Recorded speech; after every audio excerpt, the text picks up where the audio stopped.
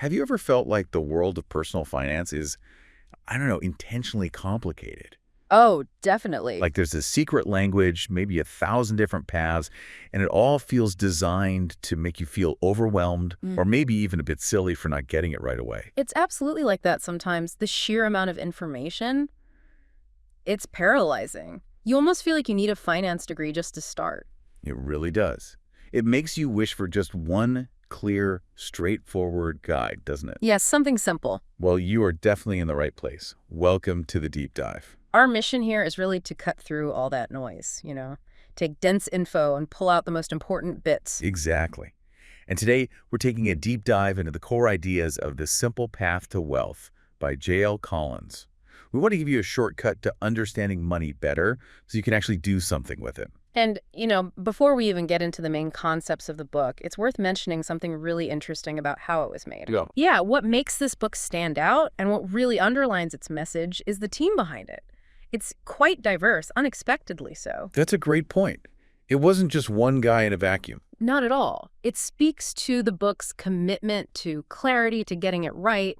The author, J.L. Collins, he wrote a lot of it while living nomadically in Southeast Asia, focused on resilience, adversity. Right.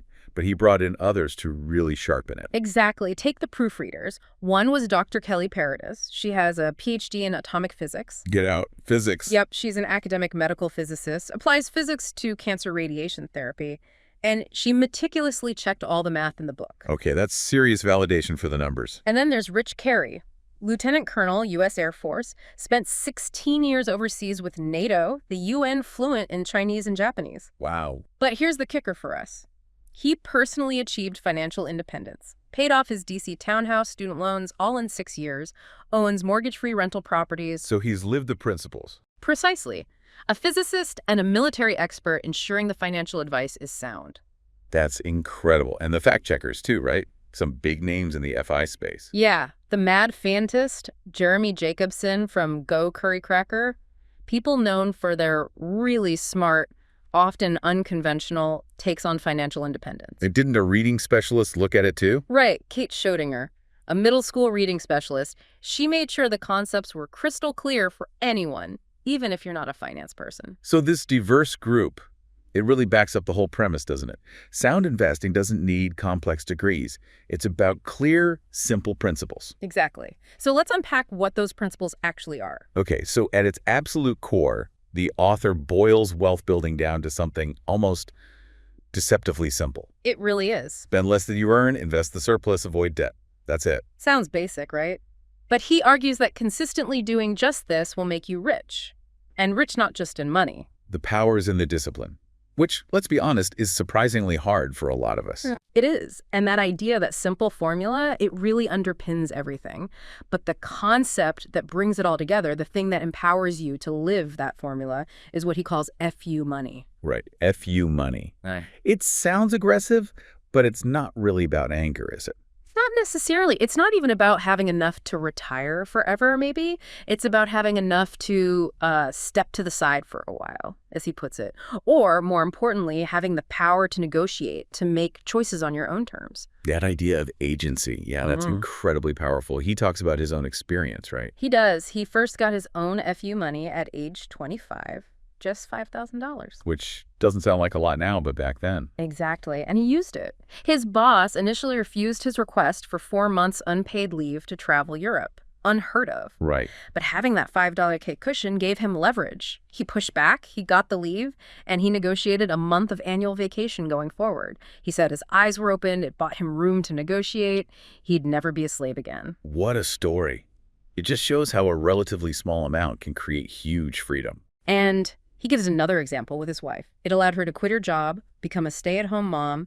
She felt she wouldn't be contributing financially. Which is a common feeling, I think. Totally.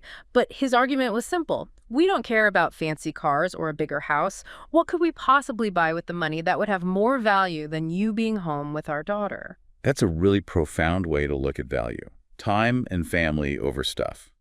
And that same financial buffer, that FU money, it carried him through 3 years of unemployment after 9/11. So the question for you, the listener, is what could FU money buy you? Not just things, but choices, freedom, peace of mind, possibilities. Absolutely. And building on that freedom, the author is just crystal clear about the enemy, debt. The silent enemy, he calls it. Right. The single most dangerous obstacle to building wealth, period. And it makes sense when you think about it. He argues marketers use debt so cleverly to sell us stuff more easily, more expensively. Yeah, he asks, would cars cost $32,000 on average without easy financing? Would college cost over $100 without those readily available student loans? It's a really challenging thought. Makes you reconsider things. It does, because debt has become so normalized, almost expected, like it's just a part of life. But the numbers are insane when you look at them. They are staggering. Americans carry something like $12 trillion in total debt. $12 trillion. Yeah, roughly 8 T's in mortgages, $1 T's in student loans, 3 T's in other consumer stuff, credit cards, car loans. And he points out the cost isn't just financial, is it? No, not at all. It goes way beyond the numbers. Debt diminishes your lifestyle, more income just eaten up by interest. It creates this form of enslavement. You're tied to your job, maybe a job you hate. Exactly. You can't make choices that align with your values. And the emotional toll, stress, shame, guilt, loneliness, helplessness. It can even lead to self-destructive behavior, he says. Right. It's like a prison of your own making. And it hardwires these negative financial habits, making it even harder to break free. So his advice, if you have debt, avoid it at all costs going forward. But if you're in it, prioritize paying it off, especially anything over, say, 5% interest. He really stresses the psychological liberation of becoming debt-free, getting back control. Okay, and what about so-called good debt? That comes up a lot. He's cautious, very cautious. Business loans, maybe useful, but always a dangerous tool. History is littered with failed companies ruined by debt. And mortgages. People always call that good debt. An investment. He pushes back on that. Often an expensive indulgence, not an investment, he says, and real estate agents often encourage overspending. Okay, but student loans. Yeah. That's a big one he tackles, right, given the crisis we see today. Oh, yeah. He draws this stark contrast. His college years, 1968-72, total cost, $1,200 a year, paid for it working summers, lived on white rice and ketchup. Simpler times, maybe. Compared to his daughter's experience, 2010-14, state school, $40,000 a year, NYU, $60,000. The difference is just astronomical. And the stats back it up. Inflation, like the CPI, went up maybe 6x from 1970 to 2014. But a 4-year state college cost, it went up 33 times. 33? How does he explain that? Easy student loans. They flooded the system. Universities went on building sprees, fancy dorms, huge president salaries, went from maybe $30 in 1970 to over $500,000 today. And cheap living options, gone. And the real danger with student loans. They're basically permanent. Unlike other debts, they survive bankruptcy, follow you to your grave, they can garnish your wages, even Social Security. Which leads to his ethical question. Is it right to push 17, 18-year-olds into taking on this massive, inescapable burden? It's a heavy question. His bottom line on all debt is just blunt. Those who live paycheck to paycheck are slaves. Those who carry debt are slaves with even stouter shackles. Wow. Okay, so avoid debt like the plague. How do we build wealth then? That millionaire question. Is it really possible for regular folks? He says yes, with a caveat. For middle-class earners, absolutely. And he gives that really compelling example you mentioned earlier. The $130 a month one. That's the one. $130 a month, $5,560 a year. From 1975 to 2015, that could have turned into $985,102. Nearly $1 million from $130 a month. And just $20 more a month, $150 total. Over $1.1 million. It just hammers home the power of compounding and, crucially, starting young. But how? What do you invest in? This is where people get lost, right? Right. And he stresses, again, simplicity, complex investments, less profitable because of fees. He recommends just 3 basic tools. Okay, what are they? First, VTSAX. That's the Vanguard Total Stock Market Index Fund. It's your main wealth builder, your inflation hedge. You basically own a tiny piece of almost every public U.S. company, about 3,700 businesses. So instant diversification across the whole U.S. market. Simple. Okay, what's number 2? VBTLX, Vanguard Total Bond Index Fund. This is your stability, your deflation hedge. Got it. Stocks for growth, bonds for stability. And the third? Just cash. For daily needs, emergencies, keep it in an FDIC-insured bank account, maybe like Allie, earning decent interest. Simple as that. Stocks, bonds, cash. Okay, that seems manageable. But what about market crashes? People are terrified of losing money. That brings us to a really key point, understanding the market's nature. Remember Warren Buffett's rule #1? never lose money. Right. Collins clarifies, this isn't about perfectly timing the market to avoid drops. That's impossible. It's about not selling when the market inevitably does drop. Because it will drop. Absolutely. Crashes, pullbacks, corrections, they are absolutely normal, expected parts of the process. But the market, he insists, always recovers. Always. And over the long term, it always goes up. Through wars, pandemics, disasters, it climbs. But if you know a crash is coming, why not just wait it out, sell high, buy low? Because nobody knows when. Nobody knows when the crash will happen, how deep it will be, or when it will end. Trying to time it is where people lose money, dancing in and out. He has that beer analogy, right? Yeah, it's a great one. Imagine pouring a beer, the actual beer in the glass. That's the real economy, the operating businesses, working hard, innovating, growing. That's what drives the market relentlessly higher over time. And the foam. The foam is the daily noise, the volatility, the price swings, the endless predictions on CNBC. He calls it useless and distracting noise that's positively dangerous to your wealth and your sanity. Because the media needs drama, not patient long-term investing. Exactly. So market timing. It's an unwinnable game over time. He says believing in Santa Claus is more profitable. Breeding unicorns is more likely. Okay, point taken. Don't try to time the market. But what about huge risks, like another Great Depression or hyperinflation? He addresses those. The big ugly, the Depression-style deflation, happened once in over 115 years. Very rare.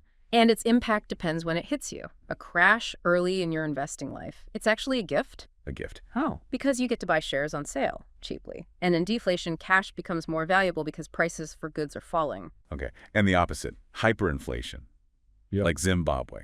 Also a wealth destroyer. But the good news is stocks are a pretty good inflation hedge. Why?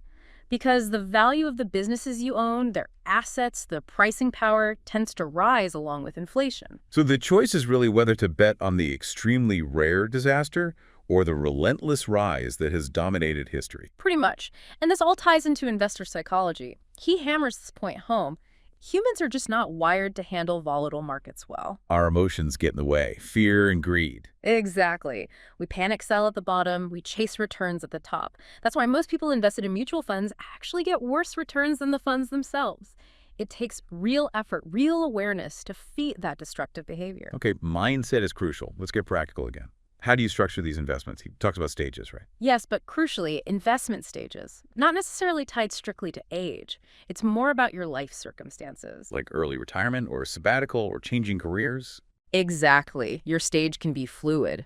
And that FU money we talked about, critical in all stages, he argues, gives you flexibility. And the actual investment vehicles. He's big on index funds over actively managed ones. Absolutely. Because they outperform consistently. Yeah. Actively managed funds, they're a huge profitable business for the companies running them, but not so much for investors. Because of those fees again. Right. High fees, plus they often underperform the index anyway. And sometimes they quietly close down the funds that do poorly. A 1-2% annual fee might sound small, but it can eat up a quarter of your retirement income. Wow. And he singles out Vanguard. He does, because of its unique structure. Vanguard is owned by its own funds, which means it's owned by you, the investor. So their interests are aligned with yours. Low costs. Precisely. No external owners demanding profits. Other big names like Fidelity or T. Rowe Price, they have to generate profit for their owners, which creates a built-in cost disadvantage. Makes sense. So where do you put these funds? He talks about different accounts or buckets. Yeah. First off, if your employer offers a 401k or similar plan, definitely use it, especially if there's a company match. Free money. Basically, yeah. The tax deferral and match make it worthwhile, even if the fund choices inside aren't perfect or the fees are a bit high. Okay, so max out the employer plan, especially the match. Then what are the main tax-advantaged buckets? You've got your traditional 401k or 403b. Tax break now, growth is tax deferred, pay taxes on withdrawal. Same basic idea for a deductible IRA. Then the Roth IRA. Right. No tax break now, but growth and withdrawals in retirement are completely tax-free. Plus, you can take out your original contributions anytime, tax and penalty-free. No RMDs. Great for leaving money to heirs. Okay. And you mentioned one other, the HSA. Ah, yes, the health savings account. What's that? A hidden gem. He calls it like an IRA for your medical bills, but it's even better. How so? Triple tax advantage. Contributions are tax deductible, maybe even free of payroll taxes. Growth is tax-free. Withdrawals for qualified medical expenses are tax-free. And the money rolls over. Yep, year after year. And after 65, you can take it out for anything, just paying regular income tax like an IRA, but only on the earnings. It's an incredibly powerful wealth-building tool if you're eligible for one. Wow, okay. So you've got these different accounts. How do you decide what goes where? Asset allocation. He shares his own mix. 75% VTSAX, stocks, 25% VBTLX, bonds, spread across all his accounts combined, but he's strategic about where he puts them. Ah, asset location. Exactly. He puts the bonds, VBTLX, in his traditional IRA because bond interest is taxed as ordinary income, so you want that tax deferred. Makes sense. The stocks, VTSX, he puts those in his Roth IRA for that long-term tax-free growth, maybe for legacy, and also in his taxable account because stock gains get favorable capital gains treatment, making them more tax efficient there than bonds. Smart. Okay, fast forward to retirement. How do you withdraw? First, think of all your accounts as one big portfolio for allocation. Keep reinvesting dividends and gains in the tax-advantaged accounts as long as possible. Don't just live off dividends, right? Right. Aim for that roughly 4% withdrawal rate from the total portfolio value. The goal is to let the tax-advantaged money keep growing tax-deferred. And maybe convert some traditional IRA money to Roth. Yeah, he suggests considering strategic Roth conversions, especially in the years leading up to age 70 and a half when RMDs start. Lock in potentially lower tax rates. And the order you pull money from. First, use any non-investment income. Then sell off any odds and ends like old individual stocks in taxable accounts, cats and dogs, he calls them. Then your main taxable account. After that, traditional IRAs. Roths are generally last or saved for heirs. RMDs kick in at 70.5 and dictate withdrawals from traditional IRAs then. Got it. What about dollar cost averaging, putting money in slowly instead of all at once? He says he's not a fan. Oh, why not? Because while it avoids the risk of investing a lump sum right before a crash. Which feels safer. Right, it feels safer, but it introduces the other risk, missing out on gains if the market goes up while you're slowly putting money in, which historically it does more often than not. So it's adjusting to your psychology, not optimizing returns. Exactly. But he concedes if it helps you sleep at night, it's not the worst thing in the world. Better than not investing at all. Okay, that makes sense. Now, what about Social Security? People worry constantly that it won't be there. Yeah, it's a huge topic. He gives a bit of history. Born in 1935, Great Depression, lots of elderly poor. Life expectancy was lower then, around 65, 68, so 65 made sense for payouts.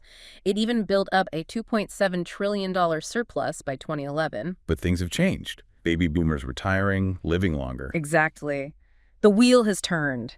Since 2012, payouts have exceeded payroll taxes coming in, that surplus. Projected to run out around 2033. So after 2033, what happens? Payroll taxes are expected to cover only about 75% of the scheduled benefits. But, he emphasizes, the trust fund holds real U.S. Treasury bonds, safe assets. So when people scream, Social Security is doomed, what's his take? He's pretty calm about it. Says if you're 55 or older now, you'll collect every dime. He fully expects Congress will tinker with it, reduce some promised benefits slightly, raise the income cap for taxes, which they've already done multiple times, raise the full retirement age again. So his conclusion? It will still be there. Maybe not exactly as promised decades ago, but it won't disappear. Okay, so assuming it's there, when should you take it? 62? 67? 70? That's the million-dollar question. Take it early at 62, smaller checks. Wait till 70, much bigger checks. He says the government's math, the actuarial tables, are pretty accurate on the odds. So it depends on your situation. Right. Key questions. When do you need the money? Do you actually believe it will collapse? He doesn't. How long do you personally think you'll live? The break-even age is often around 84 if you compare taking it at 62 versus waiting for full retirement age. Also, consider your spouse's longevity. So what's his final recommendation on Social Security for planning? For someone fiscally responsible, investing your own contributions would likely yield more. So from a purely personal return perspective, maybe not a great deal. But for society, it's a good deal, prevents poverty. So plan as if. Plan your financial future, assuming Social Security will not be there for you. Live below your means, invest the surplus, avoid debt, build that FU money, be independent. If Social Security comes through, great. Enjoy it as a bonus. Don't rely on it. That seems like prudent advice. Now, moving beyond the mechanics, he talks about the human side too, right? The why behind the wealth. Absolutely. He shares this really lovely anecdote about the joy of giving. He and his wife won this fancy gourmet dinner at a charity auction for $1,200. Oh, okay. Instead of using it themselves, they gifted it to their daughter's grammar school teachers. And then the chef offered to expand it so all the teachers could go, and another bidder paid for the wine. He said that money gave them the most pure personal pleasure, the most satisfactory return. That's a great story. It's not just about hoarding money. Not at all, but he also includes this really critical, almost sobering section. You too can be conned. Ooh, that sounds important. It starts with a tough story about a friend's widow who insisted she couldn't be conned, and he told her she'd just violated the first rule of not being conned. Ouch. So what are the rules? Rule #1. Everybody can be conned, especially if you think you're too smart. Think Bernie Madoff, lots of sophisticated victims. Right. Rule #2. You're most likely to be conned in an area of your expertise. Really? Why? Because scammers target you there, and your own ego makes you feel safer, less cautious, in a field you think you know well. Okay, that's counterintuitive but makes sense. Rule #3. Con artists don't look like con artists. They look trustworthy, honest, comforting, safe. You won't see it coming. They blend in. Exactly. And rule #4. 99% of what they tell you will likely be true. The actual lie, the con, is buried deep in the details, surrounded by facts. So the lesson is humility and awareness. Always. Definitely. Be skeptical, especially when something seems too good to be true in your own field. So pulling it all together, are there other paths? It's not just index funds, is it? No, he highlights unconventional paths too, like the story of Mook, this barefoot hotelier in Tahiti. Yeah. He and friends, fresh out of college, bought a pineapple plantation site unseen. No farming experience. It failed. Of course. But then a local bank financed them to finish a half-built hotel. No hotel experience either. But Americans had a reputation for getting things done, so they went for it, took risks, had courage, got rich, lived in paradise. Amazing. That took guts. And he mentions a couple sailing the South Seas, funding their freedom with a sailboat and rental properties. The point is, the path isn't always linear or conventional. So the final message on mindset. It's that fear and risk are often overblown. Letting fear paralyze you has its own risks. Understanding the real risks, understanding market history, understanding yourself that allows you to avoid panic, ride out the storms, and stay focused on building wealth and achieving that freedom. Well, this has been an absolutely fascinating deep dive into the simple path to wealth. We've really distilled it down. Yeah, back to those core principles. Spend less than you earn, invest the surplus simply, usually broad, low-cost index funds, avoid debt like the plague, and crucially, cultivate that resilient mindset. It really isn't about complexity, is it? It's about consistency, discipline. Exactly. And this deep dive, it was tailored for you, the listener. Hopefully, you now have some really actionable insights, a solid framework you can apply to your own unique situation. And as we wrap up, we always like to leave you with something to think about, a provocative thought. Okay. We've talked a lot about the power of FU money, buying freedom from a bad job, bad boss, buying choices. But what if the ultimate FU isn't just aimed outwards? What do you mean? What if the ultimate FU is the relentless societal pressure of consumerism itself? What freedoms could you unlock by truly prioritizing financial independence over, as Collins puts it, the latest trinket and the most fashionable of currently trending trash? That's powerful. Prioritizing freedom over stuff. Definitely something to ponder as you navigate your own simple path to wealth.